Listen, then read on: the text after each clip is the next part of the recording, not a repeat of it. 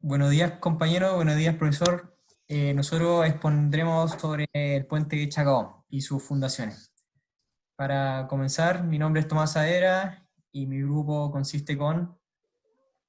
Mi nombre es Romina Paredes y yo voy a hablar de las fundaciones, el alcance de las fundaciones, el socalzado y el recalce del puente. Yo soy Gabriel Alegría y voy a hablar sobre el hormigón sumergible y los prefabricados utilizados en esta obra. Yo soy Elizabeth Sánchez y voy a hablar de los pre- y post-tensados, además del sistema que se va a utilizar si es in situ o en taller.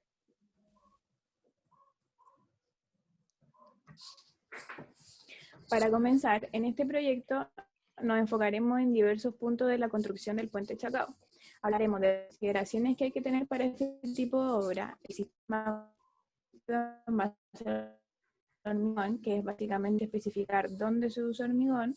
Ahora también profundizaremos el sistema hormigonado de grandes masas y sumergido, detallaremos el sistema prefabricado del hormigón junto a las formas y características de las uniones de este, de qué forma se involucra la tecnología en dichas obras, el proceso de pre- y post-tensado con hormigón masivo y prefabricado, de qué forma se realiza este proceso iniciado, el tipo de recalce, en caso de alguna patología del hormigón de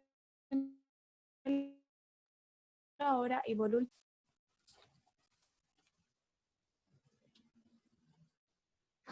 Bueno, los detalles y las características, componentes y consideraciones que se tienen que tener para el desarrollado de este tipo de obras. Primero tenemos que, para construir el puente debemos empezar con distintas etapas para la realización. Tenemos que comenzar primero realizando un estudio que recopile los datos sobre el terreno, las mediciones y en base a eso vamos a poder construir.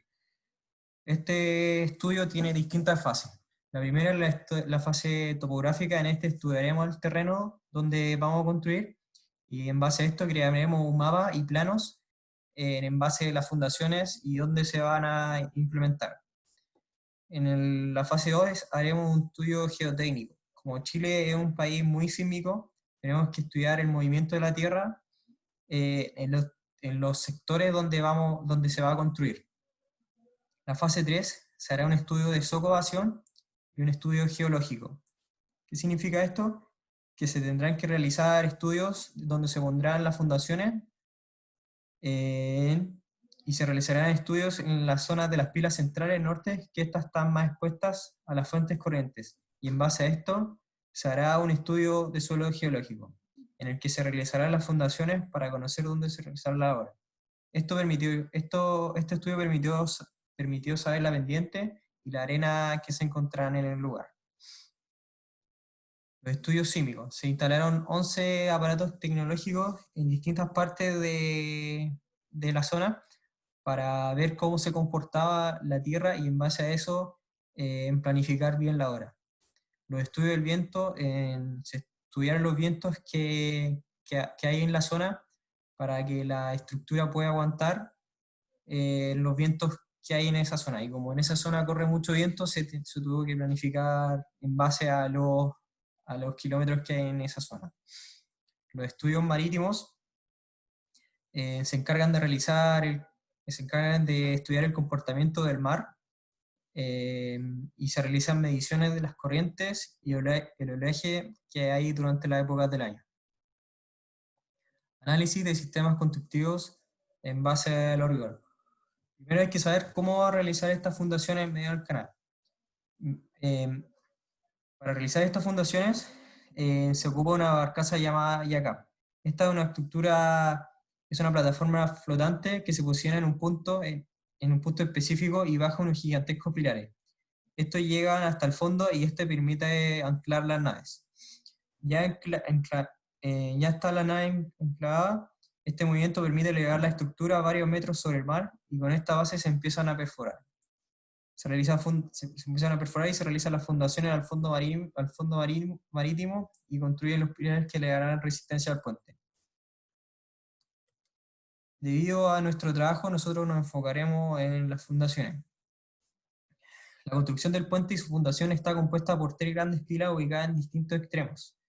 Hay 2 fundadas en el mar y otra fundada en la parte extrema, que es la parte sur, que esa está en la tierra.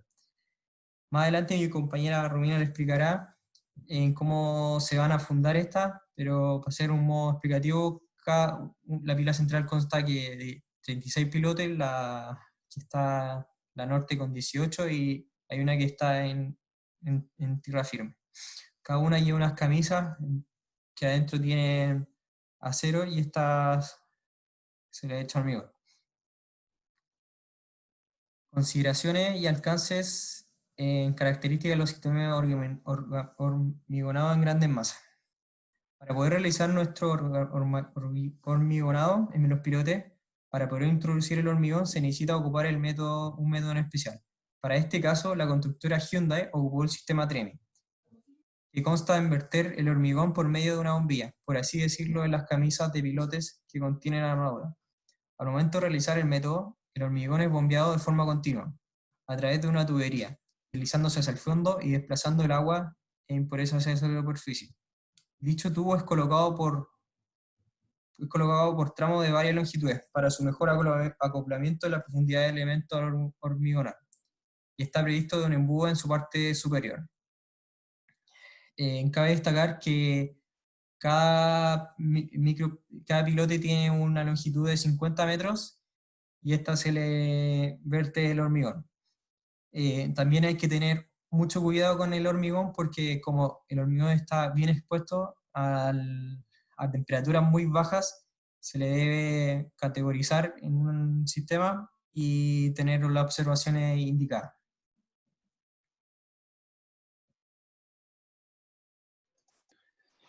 Bueno, el hormigón sumergible es un hormigón súper especial, ya que está expuesto constantemente a un ambiente agresivo, por lo que la durabilidad y la resistencia deben ser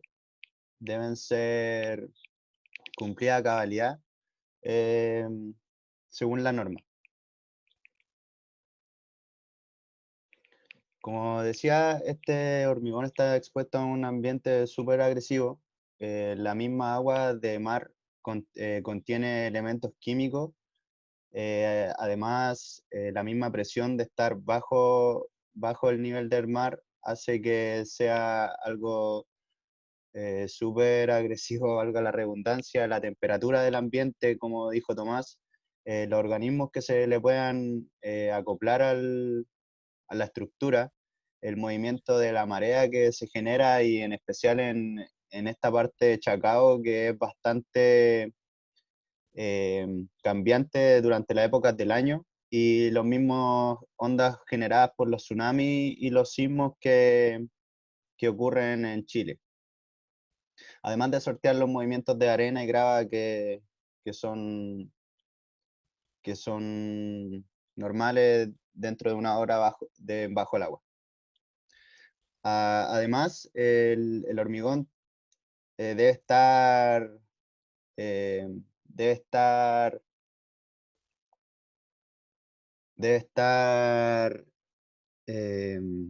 preparada para soportar la corrosión que se genera, ya que esta misma corrosión genera gases provocando una oxidación y a su vez, o sea,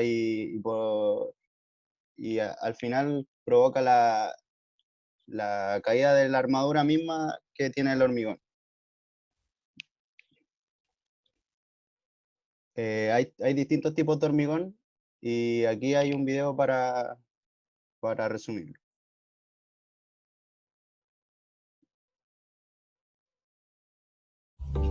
Saludos, soy Sharon Santoro y les voy a explicar brevemente acerca de las técnicas de colocación de hormigón bajo el agua.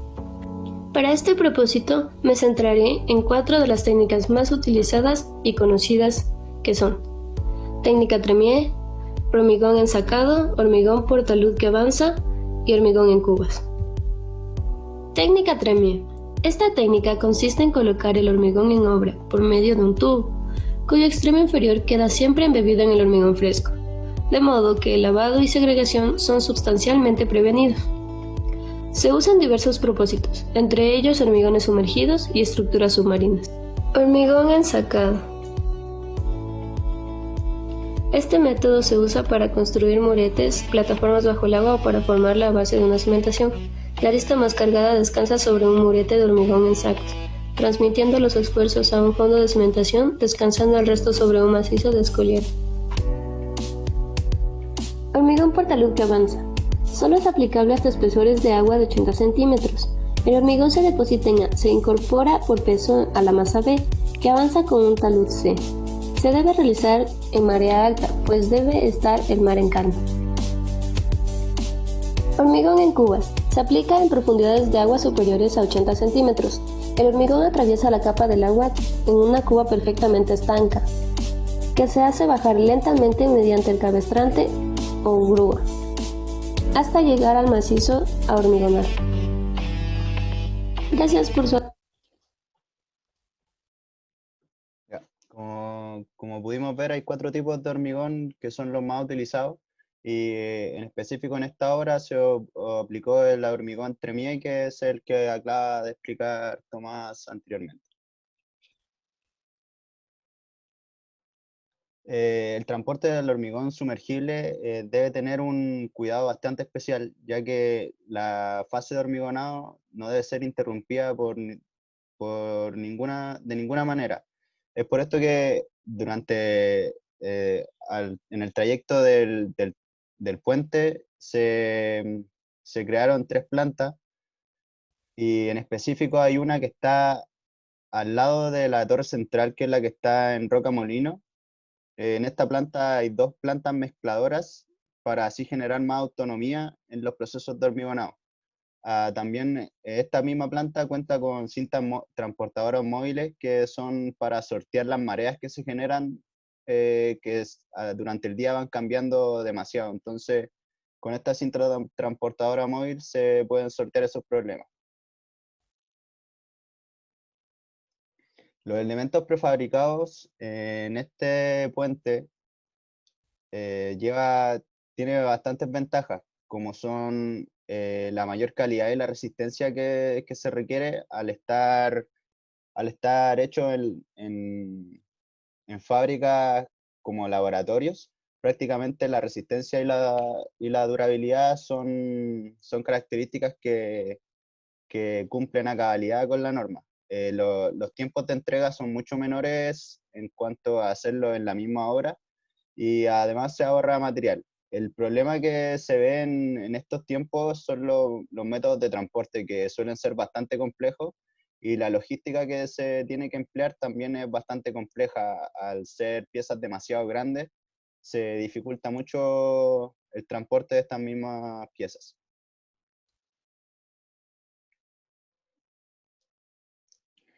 Los elementos prefabricados en el puente se ocuparon torones, y lo que son cables principales del puente se constituirán a través de torones conformados cada uno por 127 alambres prefabricados en paralelo, confeccionados de acero galvanizado con diámetros de alambres que conforman los torones de 5,40 milímetros, incluido el recubrimiento de zinc con resistencia a la rotura de 1860 megapascales y un módulo de elasticidad de 200.000 megapascales.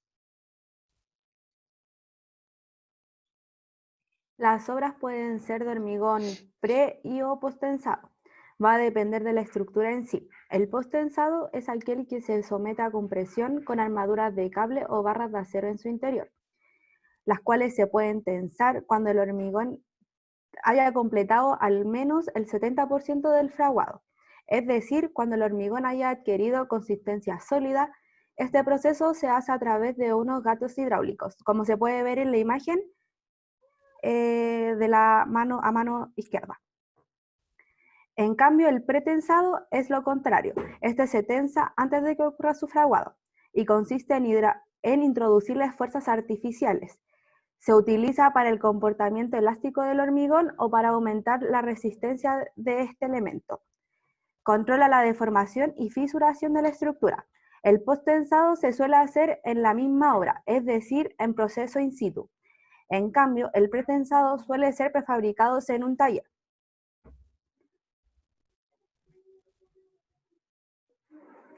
Ahí se puede ver el video, un pequeño video del post tensado.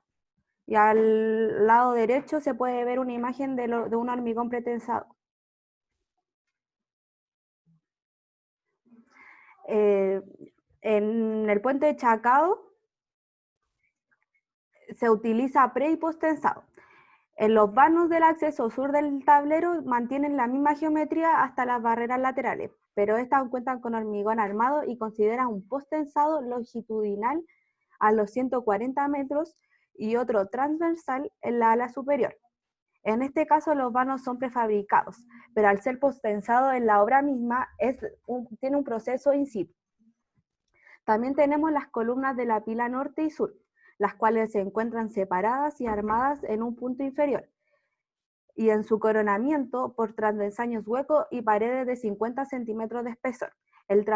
El travesaño inferior es post-tensado con 6 ductos en cada una de sus caras horizontales. Las columnas de la pila central también cuentan con 2 travesaños huecos, uno inferior y otro superior en el coronamiento, y al igual que en las pilas norte y sur, también tiene 2 post-tensados, de 6 ductos en cada una de sus caras. En las fundaciones, los encepados son pretensados y prefabricados de hormigón.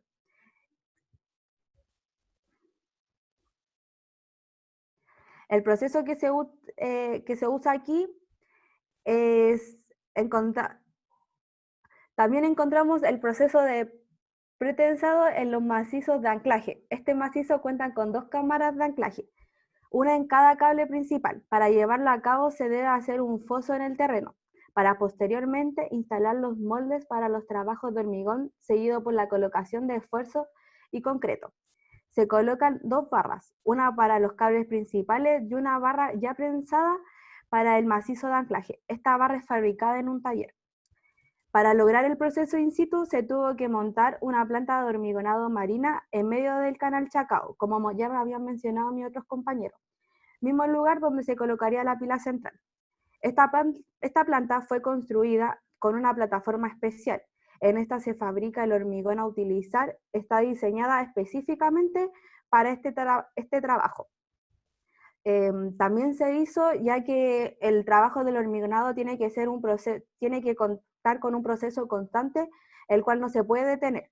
Esto está todo preparado para no tener problemas de suministro. Además, trabaja en conjunto con la planta que se encuentra en la ribera del canal, en la cual se fabrican los elementos prefabricados, como lo son los tableros del puente, los que una vez fabricados serán trasladados sobre barcazas especiales e izadas mediante grúas a los cables principales del puente.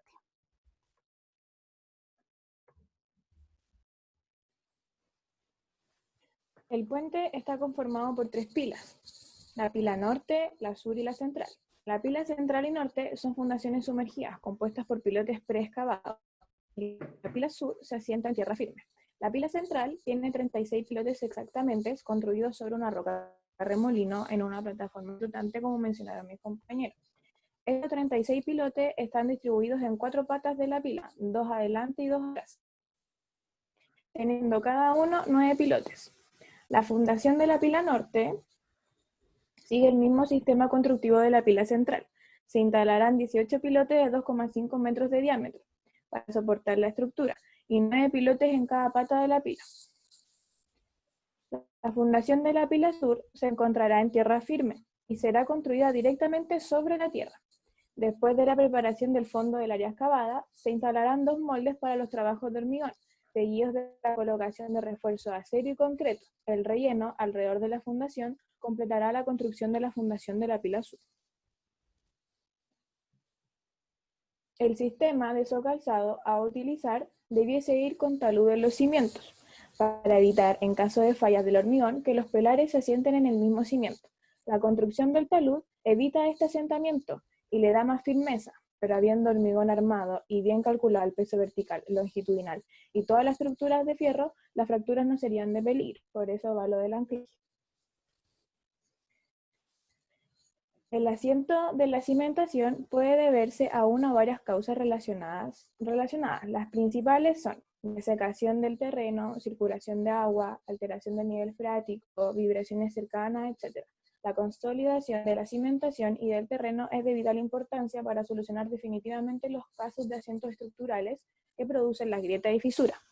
Consolidar el terreno que existe debajo de la cimentación significa reforzar el bulbo de tensiones, que es la parte del terreno donde descansa la estructura, de tal manera que se interviene directamente en la raíz del problema, evitando posteriores y peligrosos asientos que pueden incluso llegar a comprometer la estabilidad de la estructura. ¿Por qué digo posteriores y peligrosos? Porque estas soluciones se pueden utilizar antes o después de la construcción de la obra. Entonces, en el recalce podemos utilizar los micropilotes y la inyección resina expansiva. Los micropilotes son pilotes cuyo diámetro es menor a los 300 milímetros, aplicación útil para recalzar zonas de la cimentación no accesibles desde fuera de la estructura, como sería el caso de las pilas central y norte. La primera imagen corresponde a micropilotes aplicados tanto a obras de nueva planta como a obras de refuerzo o recalce. La segunda son aplicados fundamentalmente en el tratamiento de taludes y laderas. Producen una mejora del coeficiente de seguridad global de las mismas por incremento de la resistencia al corte de la masa de terreno potencialmente inestable. La tercera imagen son aplicados para aumentar la capacidad de soporte global de una masa de terreno y reducir los asientos de la estructura, cimentada posteriormente sobre el mismo. La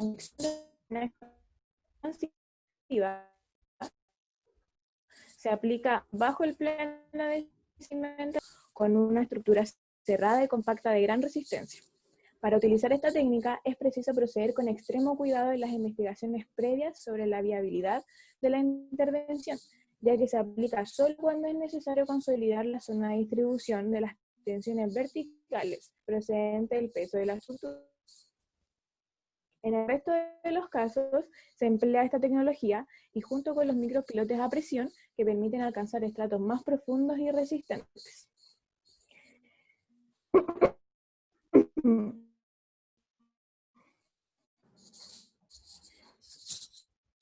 Terreno, sin necesidad de transmisión de las cargas de los apoyos ni excavaciones de ningún tipo. Solamente es necesario realizar una pequeña perforación para inyectar resina en los terrenos bajo la cimentación. Haciendo comparación entre estos dos recalces, el más económico son los micropilotes, pero la desventaja que tiene este comparado a la resina expansiva es que se realiza en menos tiempo, 3 minutos aproximadamente, demora 24 horas en adquirir su punto máximo de dureza y tiene una garantía de 10 años.